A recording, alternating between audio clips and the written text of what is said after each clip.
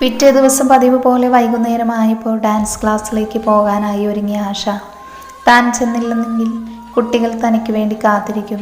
വലിയ താല്പര്യമുണ്ടായിട്ടല്ല, എത്രയാണെന്ന് വെച്ചാണ് മുറിയിൽ ചടഞ്ഞുകൂടിയിരിക്കുക.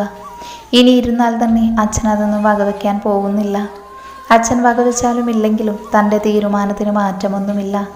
വിജുവേട്ടനല്ലാതെ മറ്റൊരുവനെൻ്റെ കഴുത്തിൽ താലി കെട്ടില്ല. അതിന് അച്ഛനെന്നല്ല, ആരെന്ത് പറഞ്ഞാലും എതിർത്താലും. അവൾ ഓരോന്ന് ചിന്തിച്ചുകൊണ്ട് ഉമ്മറത്തേക്ക് നടന്നു. പതിവ് പോലെ രേവതി വന്നിട്ടുണ്ട് ഉമ്മറത്ത്. അവൾക്ക് അച്ഛൻ തൻ്റെ കാര്യം അറിഞ്ഞതിനെ പറ്റിയൊന്നും അറിയില്ല. ഒന്നും പറയാനും നിന്നില്ല. നിന്റെ മുഖമെന്താ വാടിയിരിക്കുന്നത്? കണ്ടപാടെ തന്നോട് ചോദിക്കുന്നുണ്ട്. ഒന്നുമില്ലെന്ന് ചുമൽ കൂച്ചി ഒന്ന് പുഞ്ചിരിച്ചു. അവൾ വിശ്വസിച്ചിട്ടൊന്നുമില്ല.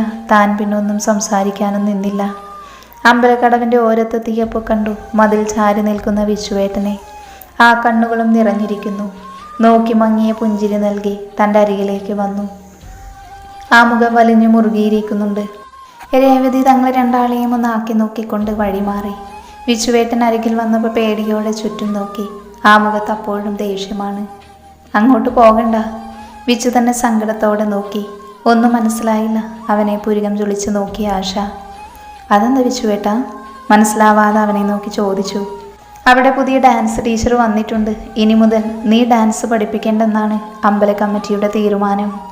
വിച്ചുവിൻ്റെ വാക്കുകൾ ഞെട്ടലോടെയാണ് കേട്ടുനിന്നത്. ആശയ്ക്കൊന്നും മനസ്സിലായില്ല. പഠിപ്പിക്കേണ്ടെന്നോ? അതെന്താ? ആശയുടെ കണ്ണുകൾ നിറഞ്ഞു വന്നു. തൻ്റെ ജീവനാണ് നൃത്തം. ആരാണ് തന്നോട് ഈ ചതി ചെയ്തത്?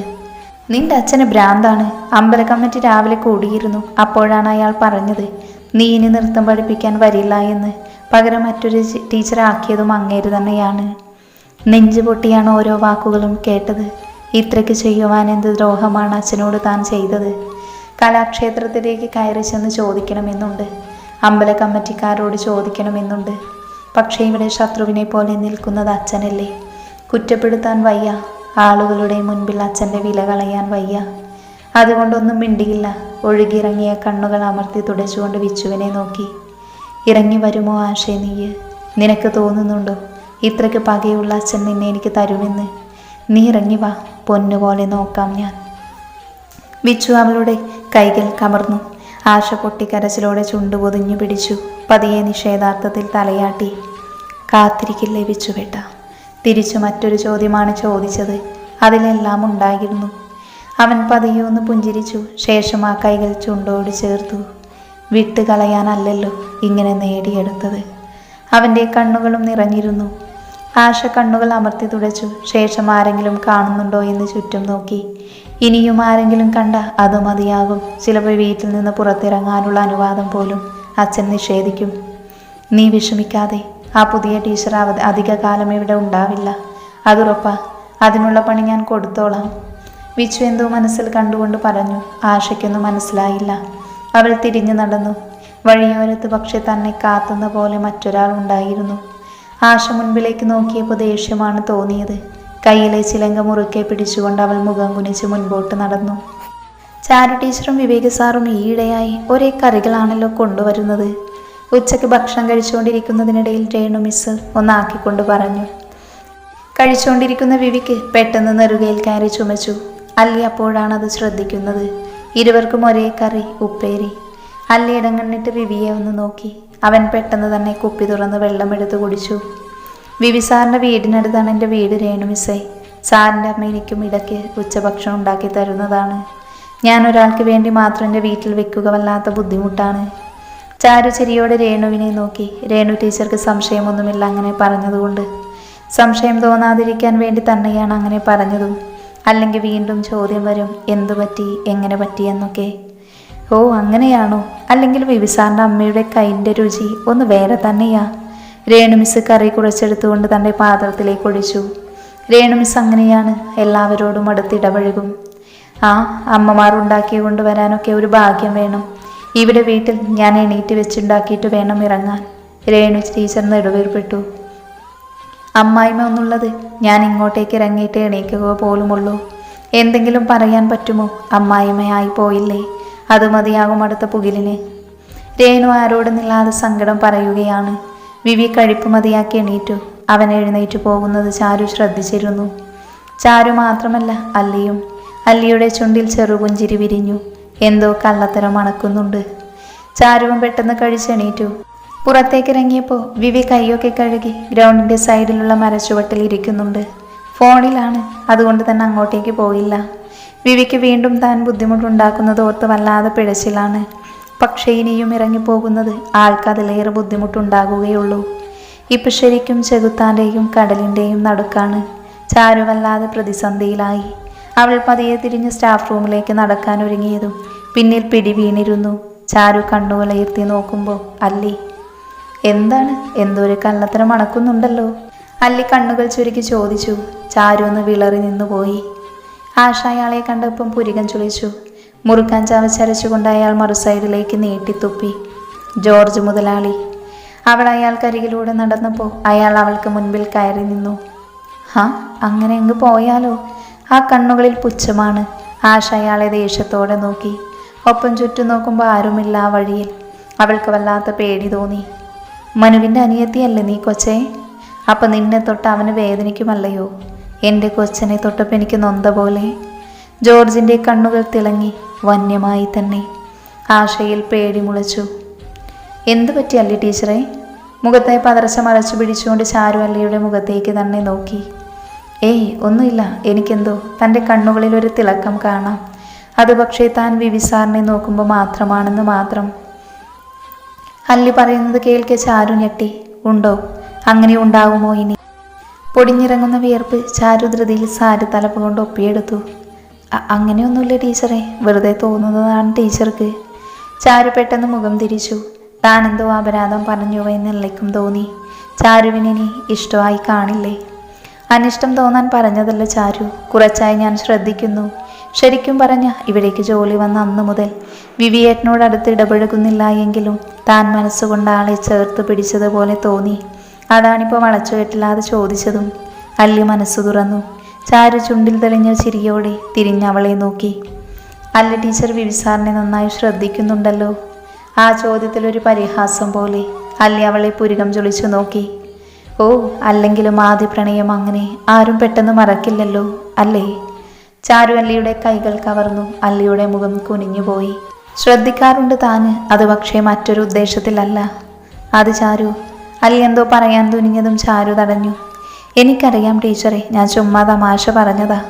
എന്തായാലും ടീച്ചറുടെ തോന്നലുകൾ അങ്ങനെ തന്നെ ഇരിക്കട്ടെ. ഇനി വിവിസാറിനോട് പോയി ചോദിക്കാൻ നിൽക്കണ്ട കേട്ടോ. ചാരു ചിരിയോടെ പറഞ്ഞോട് തിരിഞ്ഞു നടന്നു. അല്ലി അവൾ പോകുന്നത് നോക്കി നിൽക്കെ അവളിൽ നെടുവീർപ്പ് ഉയർന്നു. അവൾക്കിപ്പോൾ എങ്ങനെയുണ്ട് വിവി? സിനിയുടെ വെപ്രാളത്തോടെയുള്ള ചോദ്യം കേൾക്കെ വിവി ഒന്ന് പുഞ്ചിരിച്ചു. ഒരു കുഴപ്പമില്ല സിനി, ഇന്ന് സ്കൂളിൽ വന്നിട്ടുണ്ട്. താൻ വിളിച്ച കാര്യമൊന്നും ഞാൻ പറഞ്ഞിട്ടില്ല. വിവി തിരിഞ്ഞൊന്ന് നോക്കി. ആരെയും അവിടെ കാണാനില്ല. നേരത്തെ നോക്കുമ്പോൾ ചാരു പാത്രം കഴുകി വരുന്നത് കണ്ടു. അത് നന്നായി, ഞാനും അതേപറ്റിയൊന്നും ചോദിച്ചില്ല. വെറുതെ വിഷമിപ്പിക്കേണ്ടല്ലോ. സിനി പറയുന്നത് കേൾക്കെ പതിയെ മോളി വിവി. ബെല്ലടിക്കാൻ ഇനിയും 10 മിനിറ്റുണ്ട്. നിനക്ക് വല്ലാതെ ബുദ്ധിമുട്ടാവുന്നുണ്ടല്ലേ? സിനിയുടെ ശബ്ദത്തിൽ വല്ലാത്ത കുറ്റബോധം പോലെ. വിവി അത് കേൾക്കെ പൊട്ടിച്ചിരിച്ചു പോയി. പിന്നെ വല്ലാത്ത ബുദ്ധിമുട്ടാണ്. അവളെ ഞാൻ ചുമന്നോണ്ടല്ലേ നടക്കുന്നത്. ഒന്ന് പോയടി. വിവി അത് തമാശ മട്ടിലെടുത്തു. അവൻ അങ്ങനെയൊക്കെ പറഞ്ഞാലും സിനിക്ക് വല്ലാത്ത ബുദ്ധിമുട്ടുണ്ട്. തൻ്റെ അനിയത്തിയാണ്, അവളെ തൻ്റെ കൂടെ നിർത്താനാണ് ആഗ്രഹം. പക്ഷേ ഇപ്പോൾ അവളെ ഇങ്ങോട്ടേക്ക് കൊണ്ടുവരാൻ പറ്റിയ അവസ്ഥയിലല്ല. താമസിക്കുന്ന സ്ഥലം സ്ഥിരമായിട്ടില്ല. ഈ അവസ്ഥയിൽ അവളെയും കൂടി കൊണ്ടുവന്നാൽ ചിലപ്പോൾ അവൾക്കത് ബുദ്ധിമുട്ടാവും.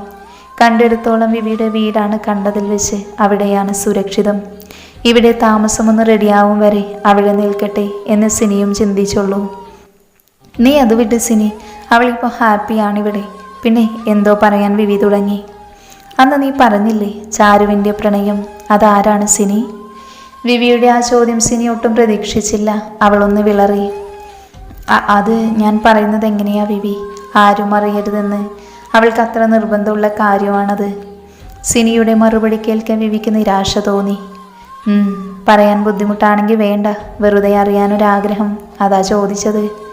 വിവിയുടെ ശബ്ദത്തിലെ നിരാശ കേൾക്കെ സിനിയുടെ ചുണ്ടിൽ പുഞ്ചിരി വിരിഞ്ഞു. അവൾ പാവമാണ് വിവി, സ്നേഹിക്കാൻ മാത്രം അറിയുന്നൊരു പാവം പെണ്ണ്. സിനിയുടെ വാത്സല്യം ആ വാക്കുകളിൽ ഉണ്ടായിരുന്നു. വിവിയുടെ ചുണ്ടിൽ ചെറുപുഞ്ചിരി വിരിഞ്ഞു. അതേസമയം തന്നെ ബ്രേക്ക് തീർന്നതിൻ്റെ ലോങ് ബെല്ല് മുഴങ്ങി. ശരി നസിനി, ബെല്ലടിച്ചു. പിന്നെ വിളിക്കാം. അത്രയും പറഞ്ഞവൻ ഫോൺ വെച്ചു. എന്നാലും അവൾക്കൊന്ന് പറഞ്ഞാലെന്താ? വിവി മനസ്സിലോർത്തു. എന്തിനാണ് താനിങ്ങനെ നിരാശനാവുന്നത് എന്നവന് മനസ്സിലായില്ല. എന്തോ ചാരുവിനൊരു പ്രണയമുണ്ടെന്നറിഞ്ഞപ്പോൾ മുതൽ മനസ്സിലൊരു കൊളുത്തി വലിക്കലാണ്. അവന് ഓർത്തുപോയി. അല്ലെങ്കിലും ഞാനെന്തിനാ ഇങ്ങനെയൊക്കെ ചിന്തിക്കുന്നത്? അത്രയും പറഞ്ഞ് സ്വയം തിരുത്തിക്കൊണ്ട് അവൻ പതിയെ എഴുന്നേറ്റ് സ്റ്റാഫ് റൂമിലേക്ക് നടന്നു. എന്നെ ഒന്നും ചെയ്യരുത്, ആശ ജോർജിൻ്റെ മുഖത്തേക്ക് നോക്കി കരഞ്ഞുകൊണ്ട് പറഞ്ഞു. അയാളുടെ കൈകൾ അവളുടെ മുടിക്കുത്തിലാണ് പിടിച്ചത്. ഒന്നും ചെയ്യില്ല, അയാൾ പൊട്ടിച്ചിരിച്ചു. അയാളുടെ നോട്ടം അരികിൽ കണ്ട വാഴക്കാട്ടിലേക്കാണ്. ഒന്നും ചെയ്യില്ല കേട്ടോ. വന്യമായി ചിരിച്ചുകൊണ്ട് അവളെയും പൊക്കി ആ വാഴക്കാട്ടിലേക്ക് അയാൾ നടന്നുപോയി. വാഴക്കിടയിലൂടെയുള്ള മണ്ണ് പൊന്നിച്ച സ്ഥലത്ത് അവളെ ഇട്ടു ജോർജ്. ആശ കുതറി ഓടാൻ ശ്രമിച്ചു. പക്ഷെ അപ്പോഴേക്കും അയാൾ അവൾക്ക് മുകളിലേക്ക് വീണിരുന്നു. നിന്റെ മനുവേട്ടനിപ്പോൾ വരുമോ എന്നാണ് കാണണമല്ലോ, അയാൾ ചീറി. ആശ അയാളെ തള്ളി മാറ്റുകയാണ്. അപ്പോഴേക്കും അവളുടെ താവണിത്തുമ്പ് അയാൾ എടുത്തു മാറ്റിയിരുന്നു. ഒപ്പം എന്തോ ഒരു സാധനം വായിൽ കുത്തിക്കയറ്റി അയാൾ കരച്ചിൽ പുറത്ത് കേൾക്കാതിരിക്കാനായി. ആശയ്ക്ക് മരിച്ചു പോയാൽ മതിയെന്നായി. വായിലെ മണ്ണ് കലർന്ന സാധനം കൊണ്ട് ഛർദ്ദിക്കാൻ തോന്നി. അവൾ തല ഉയർത്തി. പക്ഷെ അപ്പോഴേക്കും അയാൾ അവളെ ഭോഗിക്കാനായി കുനിഞ്ഞു. ഡോ! പിന്നിൽ നിന്നൊരലർച്ചയും അതോടൊപ്പം ജോർജ് തെറിച്ചപ്പുറത്തെ ചെളിക്കണ്ടത്തിലേക്ക് വീണു. ആശ ഞെട്ടലോടെ മുൻപിൽ നിൽക്കുന്ന അയാളെ നോക്കി. അച്ഛൻ! അവൾ പിടഞ്ഞെണീറ്റു. വായിലുള്ളത് വലിച്ചു മാറ്റി. അവൾ സങ്കടത്തോടെ ആ നെഞ്ചിലേക്ക് വീണു. ക്ലാസ് കഴിഞ്ഞ് വൈകുന്നേരം ചാരുവും അല്ലിയും ഒരേ സമയമാണ് സ്കൂളിൽ നിന്നിറങ്ങിയത്. ചെന്നിട്ട് വേണമല്ലേ ഇനി ഭക്ഷണമുണ്ടാക്കാൻ? അല്ലി ഇറങ്ങിട്ട് അവളെ ഒന്ന് നോക്കി. ചാരു അതിനൊന്ന് മൂളിയതേ ഉള്ളൂ. എന്നാലും എന്തോ കള്ളത്തരം മണക്കുന്നുണ്ടെന്ന് അല്ലിക്കുറപ്പാണ്. നമ്മളും ഈ കാലം കഴിഞ്ഞല്ലേ വന്നതെന്ന മട്ടിൽ. മനുവേട്ടന് സുഖല്ലേ ടീച്ചറെ? ചാരു പുഞ്ചിരിയോടെ ചോദിച്ചു. അന്ന് ഹോസ്പിറ്റൽ വെച്ച് കണ്ടറിയാം അവൾക്ക്. സുഖമായി പോകുന്നു. ഇപ്പോൾ വർക്ക് ഫ്രം ഹോം അല്ലേ, മുഴുവൻ സമയവും വീട്ടിലുണ്ട്. അല്ലി പുഞ്ചിരിയോടെ മറുപടി കൊടുത്തു. പെട്ടെന്നാണ് അവർക്ക് മുൻപിലേക്കൊരു ബൈക്ക് വന്ന് നിന്നത്. ഇപ്പോൾ ഇരുവരും ഏകദേശം സ്കൂൾ മതിനപ്പുറം എത്തിയിട്ടുണ്ട്. അവിടെയാണ് മനു അല്ലിയെ കൊണ്ട് പോകാനായി വരാറ്. അല്ലിയും ചാരുവും ഒരുപോലെ മുഖമുയർത്തി നോക്കി. വിവി ഇരുവരെയും കണ്ണു ചിമ്മി കാണിച്ചു. അല്ലി എന്താണെന്ന് സംശയത്തിൽ നിന്നു. വാ കയറ്. ചാരുവിനോടാണ്. ചാരു ഭദ്രശിയോട് അല്ലിയെ നോക്കി. അവൾ അവനെ കൂർപ്പിച്ചു നോക്കുകയാണ്. അതെന്താ അവള്? അല്ലി മനസ്സിലായ മട്ടിൽ ചിരി ഒളിപ്പിച്ചുകൊണ്ട് ചോദിച്ചു. എനിക്ക് ഇവളോട് മുടിഞ്ഞ പ്രേമം, അതുകൊണ്ട് ഒന്ന് ഡേറ്റിന് കൊണ്ടുപോവുകയാ. അതല്ലേ ഇപ്പോഴത്തെ പിള്ളേരുടെ ഒരു ട്രെൻഡ്. അല്ലിയെ നോക്കി കളിയാക്കി പറഞ്ഞുകൊണ്ട് വിവി നോക്കിയത് നേരെ ചാരുവിൻ്റെ മുഖത്തേക്ക്. ആ മുഖം വിളറിപ്പോയിരിക്കുന്നു. അല്ലി വാ പൊളിച്ചുകൊണ്ട് ചാരുവിൻ്റെ മുഖത്തേക്ക് നോക്കി. ചാരു ആണെങ്കിൽ എങ്ങോട്ടെങ്കിലും ഓടിപ്പോയാലോ എന്ന് വരെ ചിന്തിക്കുന്നു. അവൾ അല്ലിയെ നോക്കി നിസ്സഹായതയോടെ ചിരിച്ചു. അല്ലി അവളെ പുരികം ചൊളിച്ചു നോക്കി. കേറുന്നുണ്ടോ ചാരു? വിവി വീണ്ടും ചോദിച്ചപ്പോൾ ചാരു വെപ്രാളത്തോടെ അവൻ്റെ പിന്നിൽ കയറി. അല്ലി ടീച്ചർക്ക് വല്ലാത്ത സങ്കടമായിരുന്നില്ലേ എനിക്ക് പെണ്ണ് കിട്ടാഞ്ഞിട്ട്? ദേ ഇതുപോലെ ഒരെണ്ണം കറക്റ്റ് സെറ്റാണല്ലേ അല്ലി? ഞങ്ങൾ തമ്മിൽ നല്ല മാച്ചല്ലേ? വിവിയുടെ ചോദ്യം കേൾക്കെ ആദ്യത്തെ പകപ്പ് മാറ്റി അല്ലി മനസ്സിലായി എന്ന മട്ടിൽ തലയാട്ടി. എന്തിനാ ഇതുപോലെ ഒരെണ്ണം? ഇത് തന്നെ നോക്കിക്കോ വിവിയേട്ടാ. അല്ലി ചിരിയോടെ പറയുന്നത് കേൾക്കെ ചാരുവിൻ്റെ മുഖം താഴ്ന്നു പോയി. തന്നെ പറ്റിയാണ് പറയുന്നത്, പക്ഷേ എന്തോ പേടിയാണ് ഇതൊക്കെ കേൾക്കുമ്പോൾ. സ്നേഹിച്ചവൻ്റെ പേര് ചൊല്ലി കളിയാക്കുമ്പോൾ ആസ്വദിക്കാൻ കഴിയുന്നില്ല. ചാരുവിൻ്റെ കണ്ണുകൾ നീറി. ശരിയെന്നാ ഞങ്ങൾ പോകുന്നു അല്ലി. മനു ഇപ്പോൾ വരില്ലേ? വിവി ചോദിച്ചു. അല്ലി വരുമെന്ന് തലയാട്ടി. അവൻ പതിയെ വണ്ടി മുന്നോട്ടെടുത്തു. മുൻപിലെ ഗ്ലാസ്സിലൂടെ അവൻ പിന്നിലിരിക്കുന്നവളെ നോക്കിയിരുന്നു. ആ കണ്ണുകൾ കലങ്ങിയത് കണ്ടപ്പോൾ അവന് വല്ലായ്മ തോന്നി. അവൻ ഒഴിഞ്ഞ പാടവരമ്പത്ത് വണ്ടി നിർത്തി. ചാരു പെട്ടെന്ന് മുഖം തുടച്ച് അവനെ നോക്കി. അവൻ തിരിഞ്ഞു നോക്കുകയാണ്. അല്ലി ഞാൻ സ്നേഹിച്ചിരുന്ന പെൺകുട്ടിയാണ്. സാഹചര്യം കൊണ്ടാണെങ്കിലും എന്നെ വേണ്ടെന്ന് വെച്ച് മറ്റൊരാളെ കല്യാണം കഴിച്ചവൾ. അതുകൊണ്ട് തന്നെ തനിക്ക് ഊഹിക്കാമല്ലോ, ചെറിയൊരു സങ്കടമോ പരിഭവമോ ഒരു മുൻകാമുകൻ എന്ന രീതിയിൽ എനിക്കുണ്ടാവില്ലടോ. അതാണ് കേട്ടോ അവളോട് അങ്ങനെയൊക്കെ പറഞ്ഞത്. അല്ലാതെ താനത് സീരിയസ് ആകണ്ട. വിവി കണ്ണ് ചിമ്മി കാണിച്ചുകൊണ്ട് പറഞ്ഞതും അവളൊന്ന് പുഞ്ചിരിച്ചു. എനിക്കത് മനസ്സിലായി. അവൾ മൃദുവായൊന്ന് പുഞ്ചിരിച്ചു. എന്നാൽ ഈ മുഖത്തെ സങ്കടം അങ്ങ് എടുത്തു കളഞ്ഞേക്ക്. വിവി പറയുന്നത് കേട്ടതും അവൾ നന്നായി പുഞ്ചിരിച്ചു. വിവി വണ്ടി സ്റ്റാർട്ട് ചെയ്ത് മുന്നോട്ട് പോവുകയും ചെയ്തു.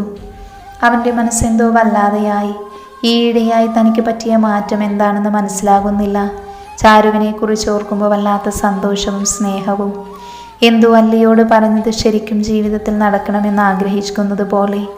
പക്ഷേ ചാരു, അവൾക്കതൊരിക്കലും അംഗീകരിക്കാൻ കഴിയില്ല. ഇന്ന് തന്നെ അല്ലിയോട് താനത് പറയുന്നത് കേട്ടപ്പോൾ തന്നെ ആ മുഖം മങ്ങിയത് ശ്രദ്ധിച്ചതാണ്.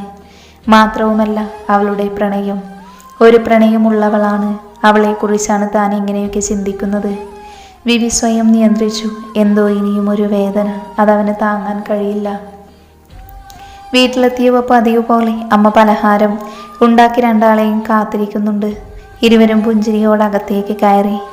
രണ്ടാളും കയ്യും കാലും കഴുകി വാ.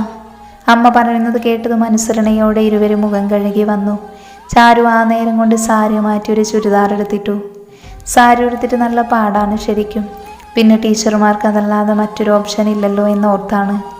ചാരു ഹാളിലേക്ക് വരുമ്പോൾ വിവി ഡ്രസ്സൊന്നും മാറാതെ കൊതിയോടെ പഴംപൊരി തിന്നുകയാണ്. ചാരു ഒരു കസേര വലിച്ചിട്ട് അരികിലിരുന്നു. ചായ കുടിക്കുമോളെ? അമ്മ ഒരു ഗ്ലാസ്സിലെ പാൽ ചായ അവർക്ക് നേരെ നീട്ടി. ഒപ്പം അടുക്കളയിൽ വെച്ച് ബാക്കി പഴംപൊരി എടുക്കാനായി അകത്തേക്ക് നടന്നു. ചാരു കൈ നീട്ടി പഴംപൊരി എടുക്കാൻ തുടങ്ങിയതും വിവി ആ പാത്രം അവൻ്റെ ഭാഗത്തേക്ക് വലിച്ചു. ചാരു അവനെ ചുണ്ടുകൂർപ്പിച്ച് നോക്കി. അവൾ വീണ്ടും മുന്നോട്ട് ആഞ്ഞുകൊണ്ട് കൈ നീട്ടിയതും വിവി ആ പാത്രം മടിയിൽ വെച്ചു. എന്നിട്ടിപ്പോൾ എങ്ങനെയുണ്ട് എന്ന മട്ടിൽ പുരികം പൊക്കി ചോദിച്ചു. അമ്മേ? ചാരു പെട്ടെന്നുള്ള ദേഷ്യത്തിൽ ഉറക്കെ വിളിച്ചു. പിന്നെയാണ് ബോധം വന്നത്, ഇത് മറ്റൊരു വീടാണെന്നും മുൻപിലിരിക്കുന്നത് ഒരു ബന്ധവുമില്ലാത്തൊരുവനാണെന്നും. പെട്ടെന്ന് തന്നെ അതേപടി അമളി പറ്റിയ പോലെ ഇരുന്നു പോയി. എന്താ മോളെ? വിളി കേൾക്കി അമ്മ പെട്ടെന്ന് തന്നെ പഴംപൊരിയും കൊണ്ട് വന്നു. അവൾ ഒന്നുമില്ല എന്ന് ചുമൽ കോച്ചിക്കൊണ്ട് മുഖം കുനിച്ചിരുന്നു. വിവി ചിരിയോടെ പാത്രം മേശമേൽ വെച്ചു. എന്നിട്ട് ഇടം കണ്ണിട്ട് അവളെ ഒന്ന് നോക്കി. മുഖം കുനിച്ച് തന്നെ ഇരിപ്പാണ് ചാരു. ഓ, അപ്പോൾ ഇൻട്രോവേർട്ടൊന്നുമല്ല. ആളെ ഒന്ന് ഇളക്കിയാലേ ഉള്ളിലെ കുറുമ്പ് പുറത്ത് ചാടും. സാഹചര്യം കൊണ്ട് ഒതുങ്ങി കൂടിയതാണ് പുള്ളിക്കാരി. വിവി മനസ്സിലോർത്തു, ഒരു പക്ഷേ തൻ്റെ സമീപനമുറി മാറ്റിയാൽ ഈ ഇൻട്രോവേർട്ട് സ്വഭാവം മാറും. ഒപ്പം കൂടുതൽ അടുത്ത് പുള്ളിക്കാരിയുടെ പ്രണയം ആരാണെന്ന് കണ്ടുപിടിക്കാം. കൈയോടെ അവനെ കണ്ടെത്തി കൊടുക്കുകയും ചെയ്യാം. വിവിയുടെ മനസ്സിൽ പല കണക്കൂട്ടലുകളും നടന്നു. എൻ്റെ കുഞ്ഞിനെ തൊടുന്നോടാ? അച്ഛൻ ജോർജിൻ്റെ മുഖത്തേക്ക് ആഞ്ഞടിച്ചു. ജോർജ് വേദന കൊണ്ട് ഞെരുങ്ങി. അയാളെ വലിച്ച് വാഴത്തോട്ടിൽ നിന്ന് പുറത്തേക്കിട്ടു അച്ഛൻ. ജോർജ് നേരെ വന്ന് വീണത് വിച്ചുവിൻ്റെ കാൽ ചുവട്ടിലാണ്. അവൻ്റെ മുഖം വലിഞ്ഞു മുറുകിയിട്ടുണ്ട്. അച്ഛൻ വിച്ചുവിൻ്റെ മുഖത്തേക്കൊന്ന് നോക്കി. കൊല്ലാനുള്ള ദേഷ്യത്തോടെ നിൽക്കുന്ന വിച്ചു. അച്ഛൻ്റെ മുഖം ചുളിഞ്ഞു. ഇവനെന്താ ഇവിടെ? അയാളിൽ ചോദ്യമുയർന്നു. എഴുന്നേറ്റ് വാടാ. ജോർജിൻ്റെ കോളറിൽ പിടിച്ചു വലിച്ചുകൊണ്ട് വിച്ചു അലറി. ഒപ്പം അയാളുടെ മൂക്കിനിട്ട് നല്ലൊരു ഇടി വെച്ചു കൊടുത്തു. അയാളുടെ മൂക്കിൽ നിന്ന് ചോര തെറിച്ചു. ഒപ്പം വായിൽ നിന്നു. അയാളുടെ കോലം കണ്ടപ്പോൾ അച്ഛന് പേടി വന്നു. എൻ്റെ പെണ്ണിനെ നീ! വിച്ചു അലർച്ചയോടെ നിലത്തേക്കിട്ടു.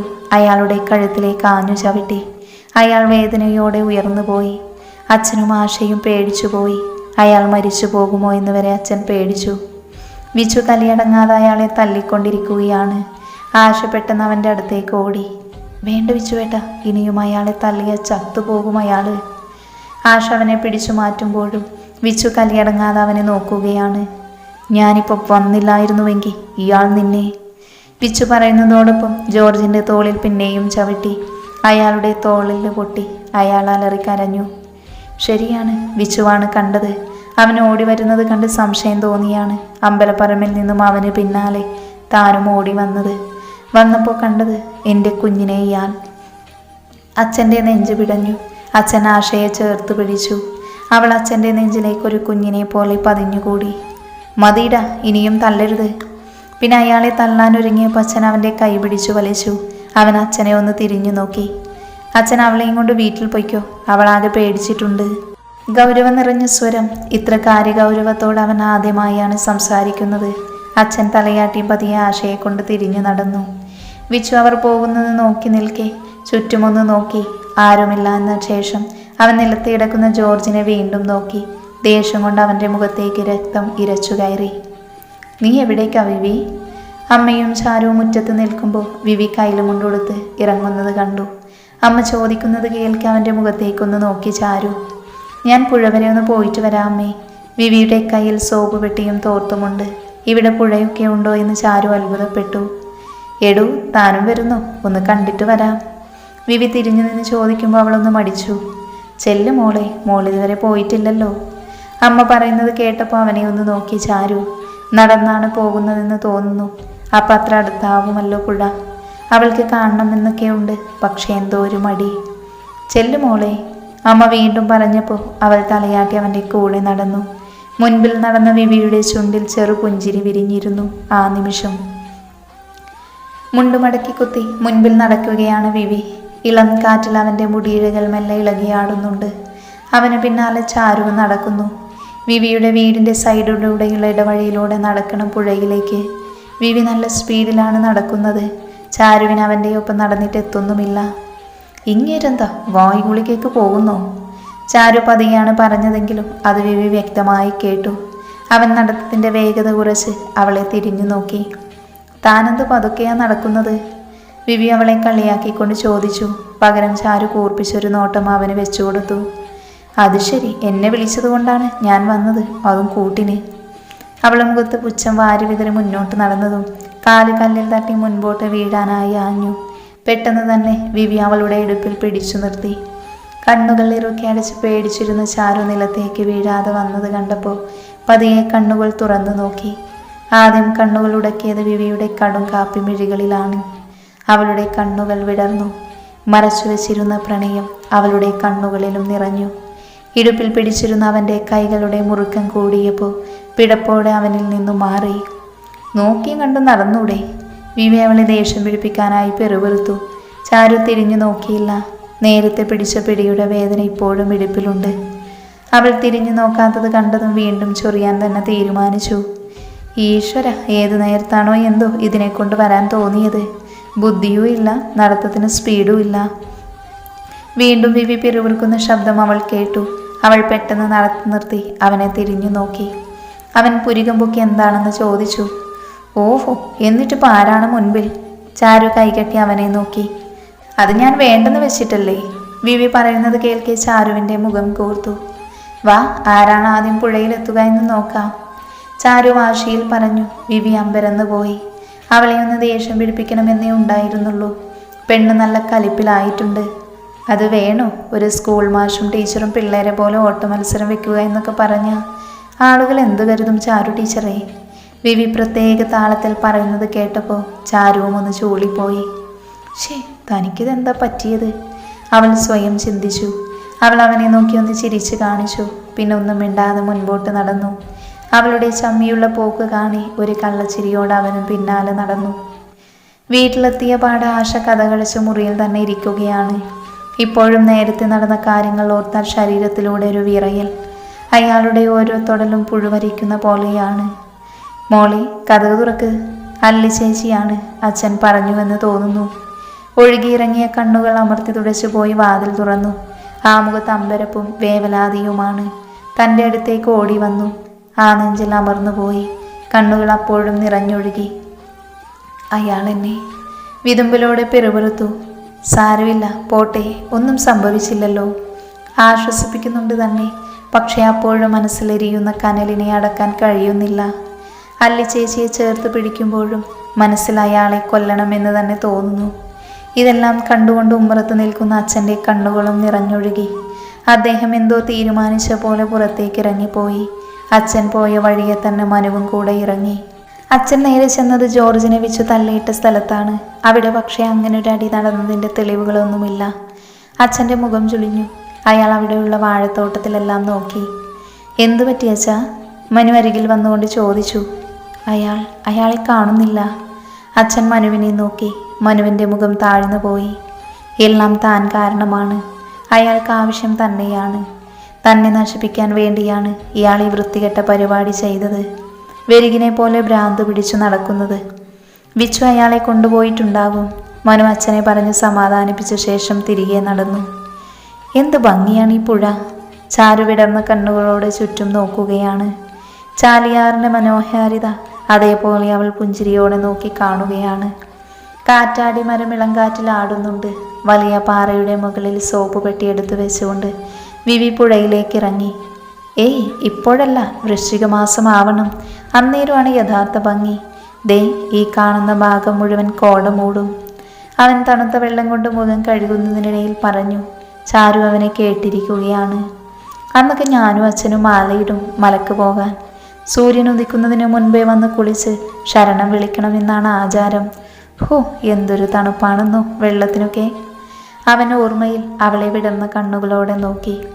അല്ലിയോട് തൻ്റെ ഇഷ്ടം ആദ്യമായി പറഞ്ഞതും അങ്ങനെ ഒരു വൃശ്ചിക മാസത്തിലാണ്. അവനേതോ ഓർമ്മയിൽ മെല്ലെ പറഞ്ഞു. ചാരുവിൻ്റെ നെഞ്ചിൽ പെട്ടെന്ന് എന്തോ കൊളുത്തി വലിച്ച പോലെ. പക്ഷെ അത് പുറത്ത് കാണിക്കാതെ അവൾ പുഞ്ചിരിച്ച് തന്നെ നോക്കി അവനെ. അത്രയ്ക്കിഷ്ടമായിരുന്നോ അല്ല ടീച്ചറെ? അവരുടെ പ്രണയം അറിയാമായിരുന്നു എങ്കിലും അങ്ങനെ ചോദിക്കാനാണ് അപ്പോൾ തോന്നിയത്. ഇഷ്ടമായിരുന്നു. പക്ഷെ നമ്മൾ വിചാരിക്കുന്ന പോലെയൊന്നും ആവില്ലല്ലോ. വിധി മറ്റൊന്നാവില്ലേ? അവൻ്റെ കണ്ണുകൾ കലങ്ങിയത് കണ്ടു. ചാരുവിൻ്റെ മുഖം പെട്ടെന്ന് മങ്ങി. അതെ, സ്നേഹിച്ച പുരുഷനെ കിട്ടുക എന്നതൊരു ഭാഗ്യം തന്നെയാ, അവളും പതിയെ പറഞ്ഞു. വിവി അവളെ നോക്കി. താനും ഒരു വിരഹനായികയാണല്ലേ? അവൻ പെട്ടെന്ന് ചോദിച്ചു. ചാരു ഞെട്ടലോടെ മിഴികൾ മാറ്റി. പ്രണയിക്കാത്തവർ ആരാണുള്ളത്? അവൾ മങ്ങിയ ചിരിയോടെ ചോദിച്ചു. അപ്പോഴേക്കും ഷർട്ട് മാറ്റി വിവി കുളിക്കാനായി ഇറങ്ങിയിരുന്നു. വിരോധമില്ലെങ്കിൽ ലവ് സ്റ്റോറി പറഞ്ഞൂടെ? വിവി മടിയോടെയാണ് ചോദിച്ചത്. ചാരു വിളറിയിരുന്നു. പക്ഷേ പതർച്ചമുഖത്ത് കാണിക്കാതെ അവനെ നോക്കി. അത് നല്ല ബോറ് സ്റ്റോറിയാണ്, അവൾ പൊട്ടിച്ചിരിച്ചു. വിവി അവളെ കൗതുകത്തോടെ നോക്കി. എന്നാലും പറയുന്നേ, വിവി നിർബന്ധം പിടിച്ചു. അങ്ങനെ വലിയ കഥയൊന്നുമില്ല. പുള്ളിക്ക് സത്യത്തിൽ ഇങ്ങനെ ഒരുത്തി പ്രേമിക്കുന്ന കാര്യം പോലും അറിയില്ല. പണ്ട് തോന്നിയൊരു കൗതുകമാണ്. അവൾ പറയുന്നത് കേട്ടപ്പോൾ വിവി വെള്ളത്തിൽ തന്നെ ഇരുന്നു കൊണ്ട് അവളെ നോക്കുകയാണ്. ചേച്ചിയുടെ കൂടെ പഠിച്ചയാളാണ്. കണ്ടപ്പോൾ തോന്നിയ ക്രഷാണ്. അപ്പോൾ തൊട്ട് ഇങ്ങേര് തന്നെ മതിയെന്നുള്ള ചിന്തയായി മനസ്സിൽ. പക്ഷേ ആരോടും പറഞ്ഞില്ല കേട്ടോ. മനസ്സിൽ കൊണ്ടു നടന്നു. ചേച്ചിക്ക് പോലും അറിയില്ല. പുള്ളിക്കാരനെ പറ്റി കൂടുതലൊന്നും അന്വേഷിച്ചില്ല എന്ന് മറ്റൊരു തെറ്റ്. അങ്ങനെയിരിക്കെ അവരുടെ ലാസ്റ്റ് ക്ലാസ്സായി. പുള്ളിക്കാരനെ കണ്ട് ഇഷ്ടം പറയണമെന്ന് മനസ്സിൽ തീരുമാനിച്ചു. അങ്ങനെ വലിയ കാര്യത്തിൽ ആൾ ഒറ്റയ്ക്ക് നിൽക്കുന്നിടത്തേക്ക് അധികാരത്തോടെ ചെന്നതും ദേ കിടക്കുന്നു. അങ്ങനെ വേറൊരു പെൺകുട്ടിയെ കെട്ടിപ്പിടിച്ച് ഉമ്മ വെച്ച് നിൽക്കുന്നു. നെഞ്ചുപൊട്ടി പണ്ടാരടങ്ങി പോയില്ലേ? ആളെ പറ്റി അന്വേഷിക്കാത്തത് എത്ര വലിയ തെറ്റാണെന്ന് അപ്പോഴാണ് മനസ്സിലായത്. വീട്ടിൽ ചെന്ന് കരഞ്ഞിരിക്കുമ്പോഴാണ് ചേച്ചി വന്ന് ചോദിക്കുന്നത് കാര്യം. പുള്ളിക്കാരനെ ഇഷ്ടമാണ് എന്ന് അപ്പോഴാണ് പറഞ്ഞത്. കേട്ടപ്പോൾ ചേച്ചിക്കും സങ്കടം. കാരണം പുള്ളിയെപ്പറ്റി ചേച്ചിക്ക് നന്നായി അറിയാം. ഒന്ന് നേരത്തെ പറഞ്ഞിരുന്നുവെങ്കിൽ ചേച്ചി അന്നേ തിരുത്തി തന്നേനെ എന്ന്. പിന്നെ മറക്കാൻ ഒരുപാട് ശ്രമിച്ചു. പക്ഷേ പറ്റണില്ല. ആദ്യത്തെ കൗതുകമല്ല എന്ന് മനസ്സിലായി. അയാളെ മറക്കാൻ വല്ലാത്ത പാട്. ചാരു പറഞ്ഞു തീർന്നപ്പോഴേക്കും കണ്ണുകൾ നിറഞ്ഞു തൂവിയിരുന്നു. വിവിക്ക് അവളെ കാണേ വല്ലായ്മ തോന്നി. ഒപ്പം നെഞ്ചിലൊരു കനവും. എന്തുകൊണ്ടാണെന്നറിയില്ല. അവൻ പെട്ടെന്ന് കുളിച്ചു മാറി സോപ്പ് വെട്ടിയെടുത്ത് മുടിയൊന്ന് തോർത്തി അവളെ നോക്കി. അവൾ പാറപ്പുറത്ത് തന്നെ കാഴ്ച കണ്ടിരിക്കുകയാണ്. അവൻ അവൾക്ക് നേരെ കൈനീട്ടി. അപ്പോഴാണ് അവളും അവനെ നോക്കുന്നത്. നനവ് പടർന്ന ശരീരം. അവൾ കണ്ണെടുക്കാതെ അവനെ നോക്കി നിന്നു. വാ, അവൻ ചിരിയോടെ വിളിച്ചു. അവൾ ഞെട്ടലോടെ നോട്ടം മാറ്റി. ചാരു അവൻ്റെ കൈകളിൽ പിടിച്ചെഴുന്നേറ്റു. ഇരുവരും പതിയെ മുന്നോട്ട് നടന്നു തുടങ്ങി.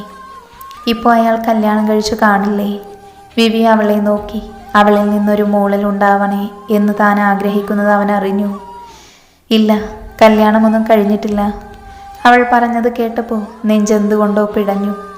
പക്ഷേ അയാൾക്കെന്നെ സ്വീകരിക്കാൻ കഴിയില്ല. അപ്പോൾ തന്നെ അവൾ തിരുത്തി. വിവിയുടെ കണ്ണുകൾ കുറുകി. അതെന്താ? അവൻ ചോദിച്ചു. അതങ്ങനെയാണ്. അവൾ ചെറിയൊരു പുഞ്ചിരിയോടെ മറുപടി പറഞ്ഞു.